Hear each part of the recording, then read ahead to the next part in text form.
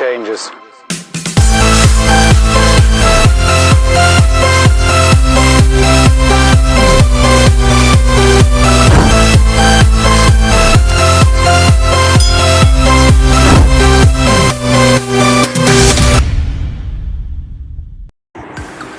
பிச்சை சுந்தர்ராஜன் என்கிற சுந்தர் பிச்சை 12 ஜூலை 1972 அன்று இந்தியாவில் தமிழ்நாட்டில் உள்ள மதுரையில் பிறந்தார்.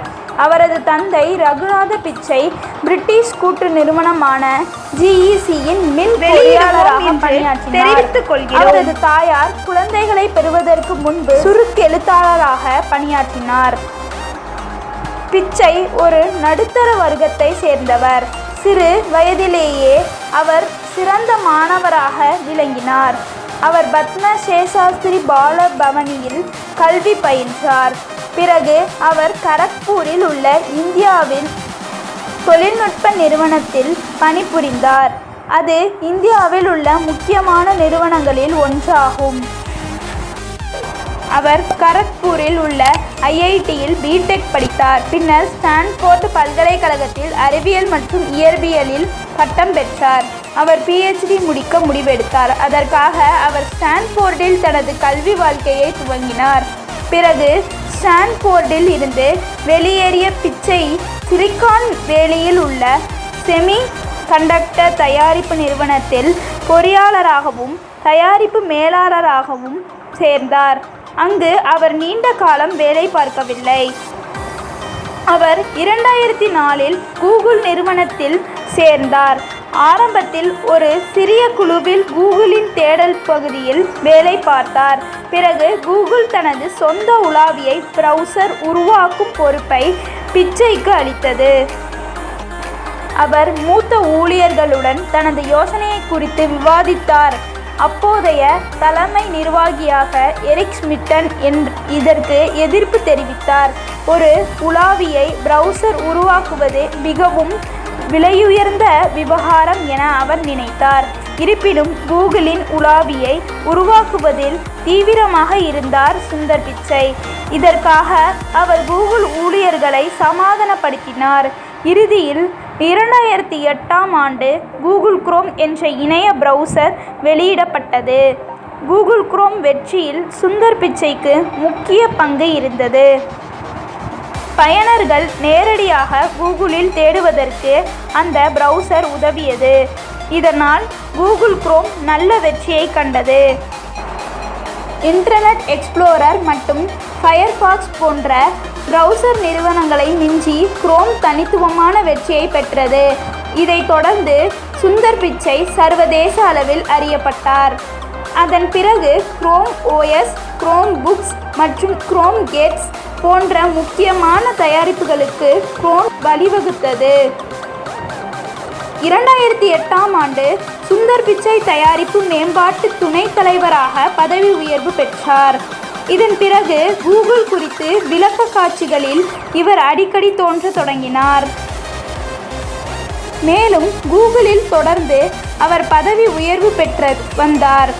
2012ஆம் ஆண்டுக்குள் அவர் குரோமின் மூத்த துணைத் தலைவரானார். அதன் பிறகு 10 ஆகஸ்ட் 2015 அன்று கூகுளின் புதிய தலைமை நிர்வாக அதிகாரியாக சுந்தர் பிச்சை தேர்வு செய்யப்பட்டார். பிப்ரவரி 2016இல் கூகுளின் நிறுவனமான ஆல்பாபெட்டின் 2,73,328 பங்குகள் சுந்தர் பிச்சையிடம் இருந்தன. இந்த பங்குகளின் மொத்த மதிப்புகள் $199 மில்லியன் ஆகும். இந்த பங்குகளின் மதிப்பு $650 மில்லியன் வரை உயர்ந்தது.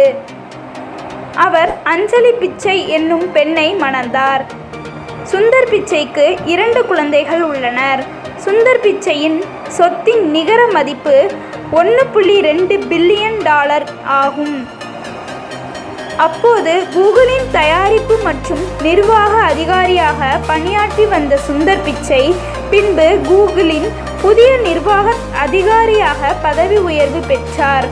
பிச்சை பல ஆண்டுகளுக்கு முன்பு கூகுளில் தயாரிப்பு மேலாளராக வேலைக்கு சேர்ந்தார். அவர் பல புதுமையான முயற்சிகளை தனது தலைமையின் கீழ் மேற்கொண்டார். அப்படி அவர் தலைமை தாங்கியவற்றில் கூகுள் குரோம் மற்றும் கூகுள் ஓஎஸ் உள்ளிட்ட கூகுளின் சில தயாரிப்புகள் நல்ல வெற்றியை கண்டன. அதன் பிறகு ஜிமெயில் மற்றும் கூகுள் டாக்ஸ் போன்ற பிற கூகுளின் தயாரிப்புகளின் நிர்வாக பொறுப்பையும் அவர் ஏற்றுக்கொண்டார். பிச்சை சிறுவயது முதலே ஆக்கப்பூர்வமானவராக இருந்தார். அவர் கூகுளில் பணியாற்றுவதற்கு முன்பு மெக்கன்சி என்னும் நிறுவனத்தில் மேலாண்மை ஆலோசகராக பணியாற்றினார். அவர் மிகவும் பிரபலமான கல்வி மையங்களில் தனது கல்வியை பெற்றார். சுந்தர் பிச்சை ஒரு கிரிக்கெட் ரசிகர் ஆவார். அவர் தனது பள்ளி கிரிக்கெட் அணியின் கேப்டனாக இருந்தார். அவரது 12 வயது வரை அவரது குடும்பத்தில் யாருமே தொலைபேசி வைத்திருந்ததில்லை. அவர் கூகுளில் சேர்வதற்கு முன்பு தனது நண்பர்களை கூகுளில் பணிபுரிவது குறித்து பேசினார். கூகுள் பொதுவான நிறுவனமாக ஆவதற்கு முன்பே சுந்தர் பிச்சை கூகுளில் சேர்ந்துவிட்டார். அவர் எண்களை மனதில் நினைவு வைத்துக் கொள்வதில் வல்லவர். அவர் தனது சிறு வயதில் டயல் செய்த ஒருவர் தொலைபேசி எண்ணையும் நினைவு வைத்திருந்தாராம். அவர் கரக்பூரில் உள்ள ஐஐடி மாணவர்களுடன் அதிகம் ஸ்கைப்பில் உரையாடுகிறார். மைக்ரோசாஃப்ட் நிறுவனத்தின் தலைமை நிர்வாக அதிகாரி பதவிக்கு சுந்தர் பிச்சை போட்டியிட்டார். ஆனால் இறுதியில் அந்த பதவி சத்யா நாதல்லா என்பவருக்கு சென்றது. சத்யா நாதல்லாவும் ஒரு இந்தியரே. கூகுள் தலைமை நிர்வாக அதிகாரி என்பதால் அவர் மிகவும் மோசமானவர் என பலர் நினைக்கின்றனர். ஆனால் உண்மையில் அவர் நட்பாக பழகக்கூடியவராக இருக்கிறார். அவர் கடந்த சில ஆண்டுகளாக கூகுளின் விழாக்களில் சுந்தர் பிச்சை முக்கிய பங்கு வகிக்கிறார். சில வருடங்களுக்கு முன்பு சுந்தர் பிச்சையை ட்விட்டர் வேலைக்கு அமர்த்த நினைத்ததாகவும் ஆனால் கூகுள் அவருக்கு அதிக சம்பளம் கொடுத்து தக்க வைத்து கொண்டதாகவும் ஒரு வதந்தி பரவியது. சுந்தர் பிச்சையை அவரது நண்பர்கள் அனைவருக்கும் பிடிக்குமாம். மேலும் கூகுளின் மிக முக்கிய தயாரிப்புகளுக்கு பின்னால் உள்ள முக்கியமான மனிதர் என்று அழைக்கப்படுகிறார் சுந்தர் பிச்சை. சுந்தர் பிச்சை அவர்களின் இத்தகைய வியத்தகு சாதனைகளை புரிவதற்கு காரணமாயிருந்த தனது வாழ்வில் பின்பற்றிய கோட்பாடுகளை பார்ப்போம். 1. Wear your failures as a badge of honor. அதாவது உங்களின் தோல்விகளை மரியாதைக்குரிய ஒரு பேட்சாக அணியுங்கள். ஒரு நாள் உங்களை வெற்றியடைய செய்யும். 2. A person who is happy is not because everything is right in his life. He is happy because his attitude towards everything in his life is right. அதாவது மகிழ்ச்சியாக இருக்கும் ஒரு நபர் தனது வாழ்க்கையில் எல்லாம் சரியாக இருப்பதால் அல்ல, அவர் மகிழ்ச்சியாக இருக்கிறார். ஏனெனில் அவரது வாழ்க்கையில் எல்லாவற்றையும் பற்றிய அவரது அணுகுமுறை சரியானது. 3. India has long been an exporter of talent to tech companies, but it is in India that's now undergoing its own revolution. அதாவது தொழில்நுட்ப நிறுவனங்களுக்கு திறமைமிக்க ஏற்றுமதியாளராக இந்தியா நீண்ட காலமாக இருந்து வருகிறது. ஆனால் இந்தியாவில் இப்போதுதான் அதன் சொந்த புரட்சிக்கு உட்பட்டுள்ளது.